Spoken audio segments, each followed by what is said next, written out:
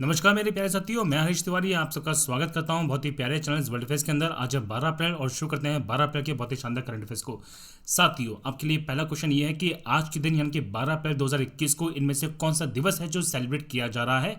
तो आज सेलिब्रेट किया जाना पे human space flight day. Yes, आज ही के दिन यहाँ पे 12 अप्रैल 1961 को यूरी गार्गिन जो पहले व्यक्ति थे स्पेस में जाने वाले, उनका ये जो दिवस है वो मनाया जा रहा है।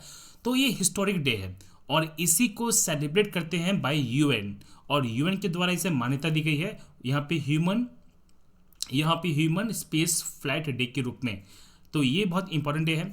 बहुत सारी स्पेस एजेंसीज हैं जो विश्व भर में काम कर रही है। देखिए साथियों, मुझे आज थोड़ा टॉन्सिल्स की इश्यूज चल रहे हैं और जिस कारण से आज आपको मैं प्रत्यक्ष तौर पर के नहीं पढ़ा पा रहा, तो थोड़ा सा मैनेज कर लीजिएगा अगर प्रोनाउंसिएशन मिस्टेक्स होती हैं तो यहाँ पे बहुत सारी स्पेस एजेंसियां हैं जो यहाँ पे काम कर रही हैं, जिसमें नासा है, चाइना की यहाँ पे सीएनएसए है, यूरोप की यहाँ पे ईएसए है, रशिया की बहुत इंपॉर्टेंट है जिसे बोलते हैं रॉसकॉस्मोस, और यहाँ पे इंडिया की है डायरेक्ट इसरो, जो बहुत ज़्यादा इंपॉर्टेंट है हमारे एग्जामिनेशन के पॉइंट ऑफ व्यू से, जिसे 1969 में इस्टेब्लिश की गई थी by the PM Indira Gandhi ji. तो आपको पता होना चाहिए कि भारत की तरफ से स्पेस में जाने वाले जो पहले व्यक्ति हैं वो है स्क्वाड्रन लीडर राकेश शर्मा जी, जो 3 अप्रैल 1984 को स्पेस में ट्रैवल किए थे। ये एक जॉइंट वेंचर था between ISRO and the Soviet union. ये एग्जामिनेशन में आपसे क्वेश्चन पूछेंगे। चलिए नेक्स्ट क्वेश्चन ये है, अभी हाल ही में किस देश के साथ यहाँ पे एयर बबल समझौते पे साइन किया गया है। अभी क्वेश्चन बनता है सर ये एयर बबल समझौता क्या। देखिए, इस पूरी की पूरी कोरोना पैंडेमिक के अंदर बहुत सारी विमान सेवाएं बंद कर दी गई हैं, खासकर कमर्शियल विमान सेवाएं बंद कर दी गई हैं।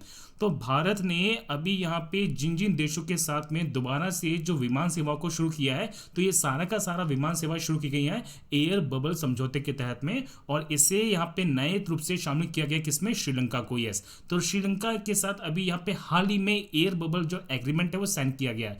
आपको बता दूं कि इंडियन गवर्नमेंट ने यहाँ पे फाइनलाइज कर दी है एयर बबल पैक्ट को श्रीलंका के साथ में, और अब श्रीलंका को शामिल करके यहाँ पे 28 ऐसे देश हो चुके हैं जिनके साथ ये समझौता साइन किया जा चुका है। तो ये बायलैटरल टॉक हुआ था, जिसके बाद जो एयर बबल यहाँ पे एग्रीमेंट है श्रीलंका के साथ में वो साइन कर दिया गया, और जिसमें स्पेशल इंटरनेशनल पैसेंजर फ्लाइट्स को चलाया जाएगा। और इसको मिला के अब 28 कंट्रीज हो चुके हैं, जिसमें Afghanistan, Bahrain, Canada, France, Germany, Iraq, Japan, Maldives, Nigeria, Qatar, UAE, UK और यूएसए को शामिल किया जा चुका है। अगर हम बात करें मिनिस्ट्री ऑफ सिविल एविएशन के बारे में, तो इसके हरदीप सिंह पुरी जी ऑफिस होल्डर हैं, और राजीव गांधी भवन न्यू दिल्ली इसका हेडक्वार्टर पड़ता है। देखिए, एयरपोर्ट अथॉरिटी ऑफ इंडिया और एयर इंडिया लिमिटेड इसके डिपार्टमेंट में शामिल हैं।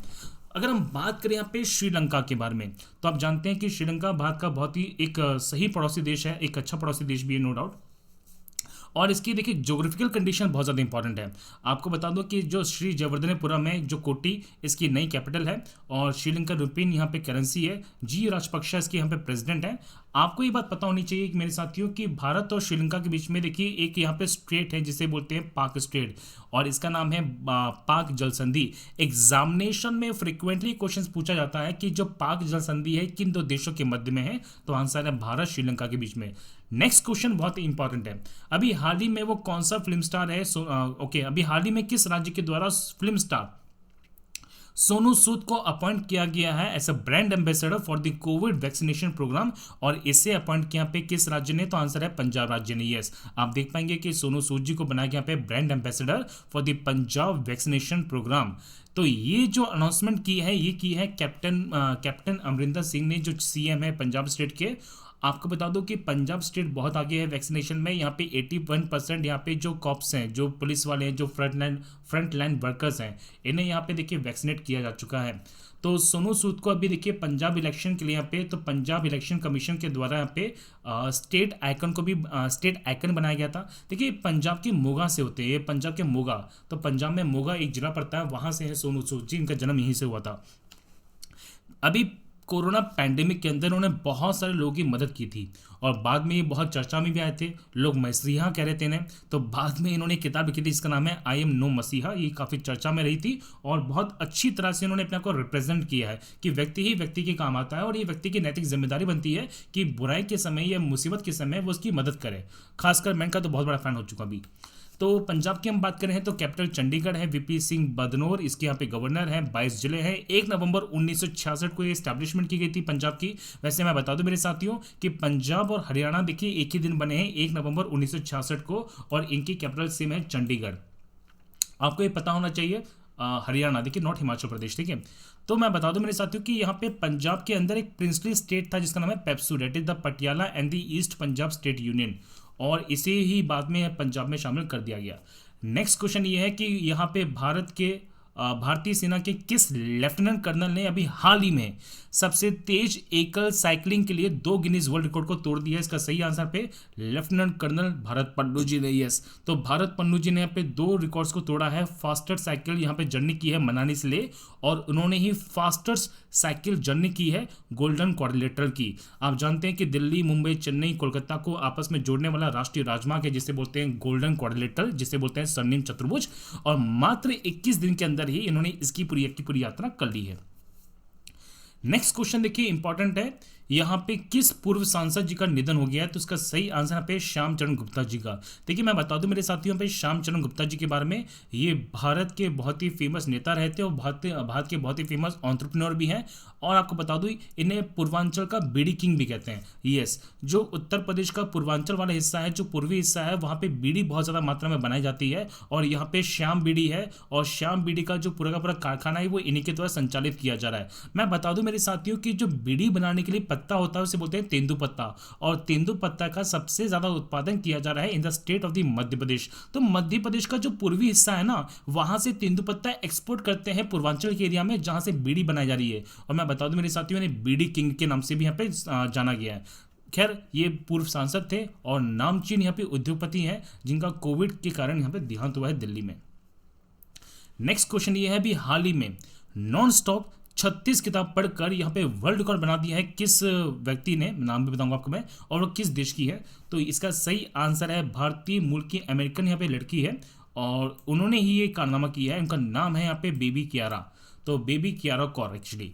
तो ये इंडियन अमेरिकन है, 5 वर्ष की है, और 36 किताबें पढ़ी है नॉन स्टॉप इन 105 मिनट्स। देखिए कितना बड़ा इंस्पिरेशन आप लोगों के लिए, आपसे एक किताब नहीं पढ़ी जाती और इन्होंने पढ़ दी है 36 किताबें। कुछ सीखी है, सीखने की कोई वर्ष नहीं होती मेरे साथी। सुनो, तो अबू धाबी के अंदर ये रिकॉर्ड इन्होंने स्टैब्लिश किया है। आपको बता दूं कि कियारा कौर जो यहाँ पे इंडियन अमेरिकन है, जो यूएई में रहती हैं, उन्होंने यहाँ पे आपको बता दूं कि 36 मिनट के अंदर 36 किताबें पढ़ी हैं 105 मिनट्स में। तो बहुत बड़ी इंस्पिरेशन है। वैसे गवर्नमेंट की पॉलिसीज बदलनी चाहिए। इतने एडवांस लोग भारत के बाहर क्यों रहते हैं? इन्हें भारत में होना चाहिए। कितने तेजस्वी लोग हैं यहाँ पर।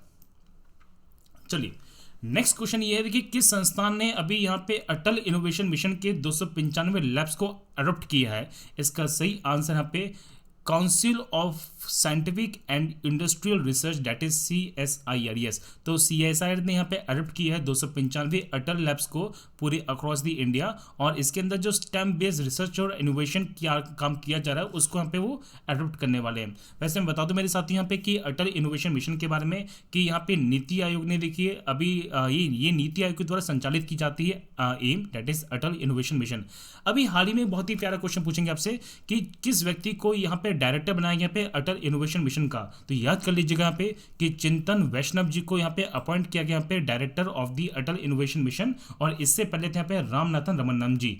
तो जो अटल इनोवेशन मिशन है ये काम करता है नीति आयोग के अधीन में। NITI Aayog that is National Institution for Transforming India, जिसके चेयरपर्सन है पीएम मोदी जी, और 1 जनवरी 2015 को इसे यहाँ पे फॉर्म किया गया था। नेक्स्ट क्वेश्चन ये है कि 11 अप्रैल 2021 को भारत के किस शहर में लीलावती पुरस्कार 2020 का जो वितरण समारोह है ये आयोजित किया गया है? जो यहाँ पे डिस्ट्रीब्यूशन सेरेमनी है वो ऑर्गेनाइज की गई है 11 अप्रैल को। इसका सही आंसर है भारत की राजधानी क्षेत्र जिसे बोलते हैं नई दिल्ली या दिल्ली।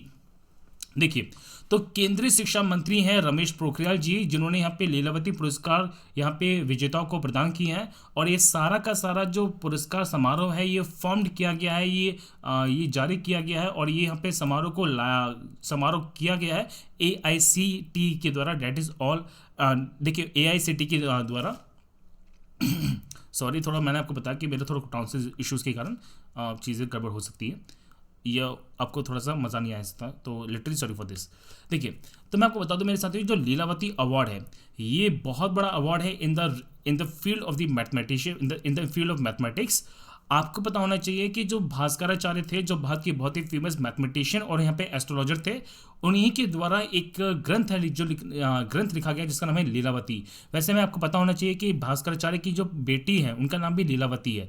तो इस लीलावती ग्रंथ के अंदर इन्होंने यहाँ पे देखिए बहुत सारे यहाँ पे चीज़ों को वर्णन किया है। आपको बता दूं कि अर्थमेटिक के फॉर्मूलाज और यहाँ पे एल्जेब्रा के जो सूत्र हैं, जो फॉर्मूलाज हैं, उनका वर्णन है किसमें, लीलावती के अंदर। आपको ये पता होना चाहिए कि भास्कराचार्य को ही बोलते थे इन्वेंटर ऑफ द कैलकुलस। और ये बात पता होना चाहिए कि भास्कराचार्य ने बहुत सारे वैज्ञानिकों से पहले ही कह दिया था कि जो पृथ्वी है सूर्य के चक्कर लगाती है, और पृथ्वी सूर्य के चक्कर लगाती है 365 दिनों में। आपको ये बात शायद नहीं पता होगी कि आइजैक न्यूटन, तो आइजैक न्यूटन ने जो ग्रेविटेशन की खोज की थी, यहाँ पे ग्रेविटेशन की खोज की थी, गुरुत्वाकर्षण की खोज की थी। तो गुरुत्वाकर्षण की खोज करने से पहले ही अपनी किताब लीलावती के अंदर ही इन्होंने इस प्रकार के फोर्स का वर्णन कर दिया था।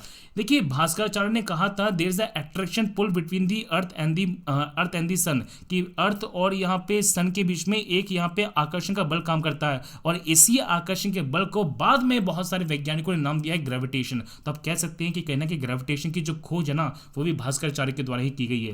देखिए भारत के अंदर ना हमने कभी टैलेंट को पहचाना ही नहीं, और जो टैलेंटेड लोग थे उनकी हमने कभी इज्जत की ही नहीं। समस्या यहीं पर रह गई आज की आज।